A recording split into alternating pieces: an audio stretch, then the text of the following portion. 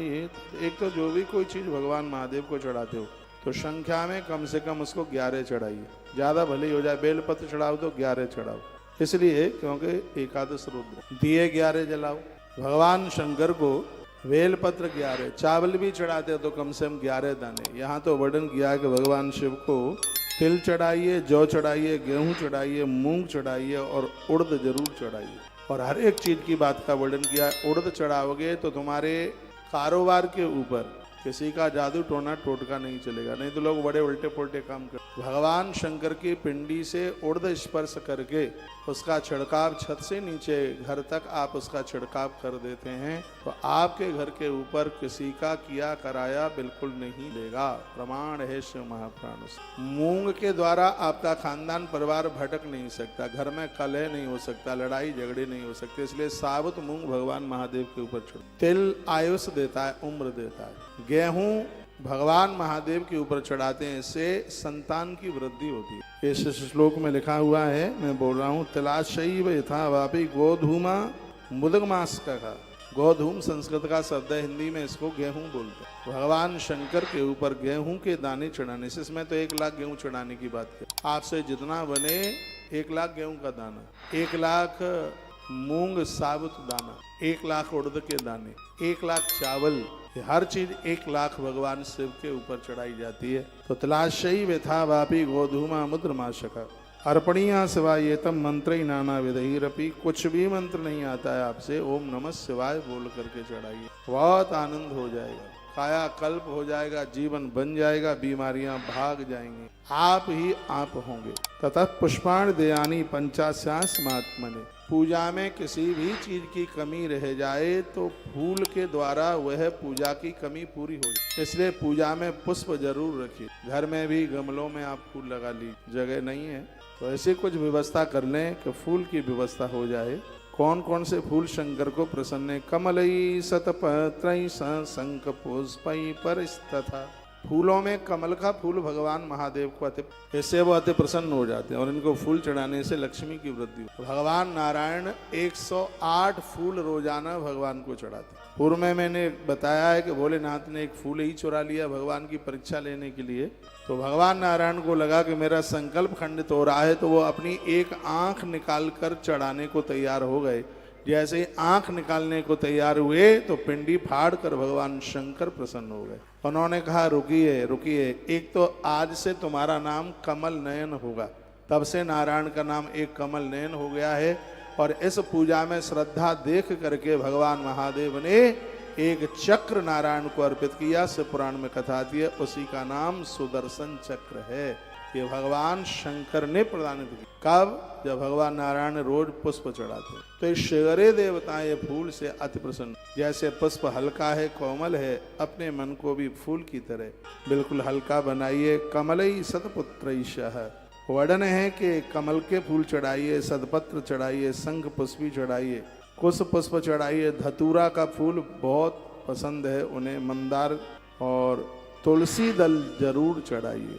नहीं तो प्राय लोग इस बात के पीछे पड़े हैं कि शंकर जी को तुलसी नहीं चढ़, लेकिन यहाँ लिखा है तुलसी पत्रई बिल्वपत्र विशेषतः। भगवान महादेव तुलसी के द्वारा धरती की सभी वस्तुएं प्रदान कर देते हैं, वो इतने प्रसन्न होते हैं। तुलसी पत्र में प्रत्येक दिन 365 दिन महादेव के ऊपर तुलसी इसलिए चढ़ाता हूँ क्योंकि शास्त्र में लिखा है, और हम उस बात को मानते हैं जिसको ग्रंथ में लिखा गया। हर प्रदोष काल में तुलसी मंजरी भगवान शिव के ऊपर, आपके सगरे काम बनेंगे फटाफट। तुलसी भगवान को चढ़ाने से भगवान शिव अति प्रसन्न होते हैं। बेलपत्र के द्वारा पराभक्ति के साथ भक्त वत्सल भगवान शंकर की विशेष पूजा करें।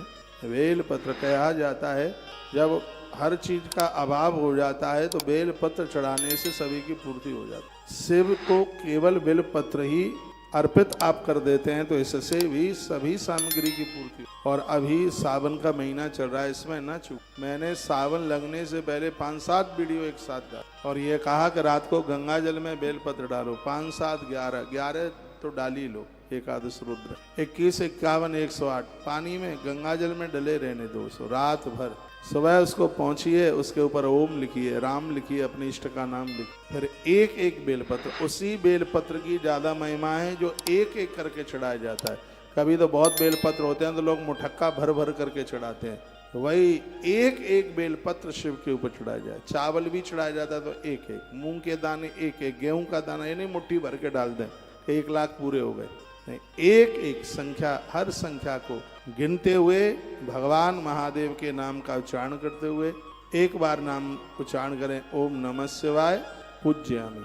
जब चढ़ा रहे हैं तब पूज्यामि बोलिए, फिर देखिए कितना आनंद होता है, आपका मन मयूर नाचेगा, आनंद हो जाए। इतना आनंद है भगवान की पूजा करने में। तुलसी पत्रई बिल्व पत्रई विशेषता, वेल पत्र जैसे गणेश जी के लिए दूर्वा बहुत विशेष है, माँ दुर्गा के लिए गुड़ैल का फूल बहुत ज्यादा विशेष है, उसी प्रकार से भगवान शंकर के लिए बेल पत्र भी बहुत विशेष है। अभी मेरा 2 दिन का कार्यक्रम कलकत्ता में है 6 और 7 अगस्त, और बड़े आनंद की बात है कि 2 दिन की चर्चा सिर्फ बेल पत्र के ऊपर। यहाँ तो 7-8 दिन की कथा में तो छू छू के चलना पड़ता है, वहाँ 2 दिन पूरा का पूरा बेल पत्र। और मुझे लगता है कि उस दिन जब आप बेल पत्र का महात्म्य सुनेंगे तो जिंदगी में कभी शंकर को बेल पत्र चढ़ाए बिना नहीं रहे। आयुर्वेद में भी इसका बहुत बड़ा प्रभाव है। अभी 3-4 दिन पहले की बात है, कोई माई रात को 12 बजे अपने बेटे के साथ परिक्रमा लगा रही थी। लोगों का यहाँ आना जाना हो रहा था, मैं जगह ही रहा था, सबको मैं मिल रहा था, तो उसने वो बोर्ड बाहर लगा हुआ देखा, उसके बेटे को रास्ते में बहुत ज़्यादा उल्टी हो रही थी। इतनी उल्टी हो रही थी कि वो माँ घबरा रही थी कि होता क्या है।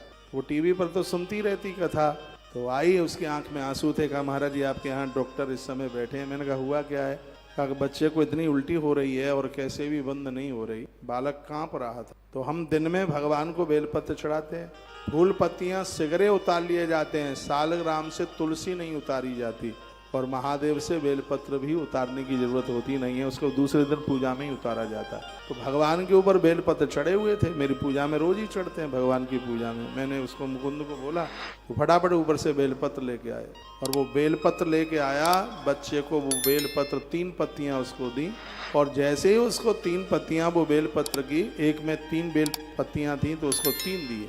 तो जैसे उसने दांतों से चबा करके ऊपर से 1 गिलास पानी पिया, उसकी उल्टी छूमंतर हो गई, मुस्कुराते हुए गए, परिक्रमा लगा रहे थे, आनंद हो गया। तो बेलपत्र तो आयुर्वेद में भी इसको बड़ा स्थान मिला है। बेलपत्र बहुत वंदनीय है, बहुत पूज्य। तो भगवान महादेव की पूजा में सिगरी चीजें कम है, पूर्ति नहीं है, तो आप बेलपत्र चढ़ा देते हैं तो शंकर की सभी वस्तुओं की पूर्ति हो जाती है। और इस समय तो सावन का महीना, एक भी दिन मत चूकिए।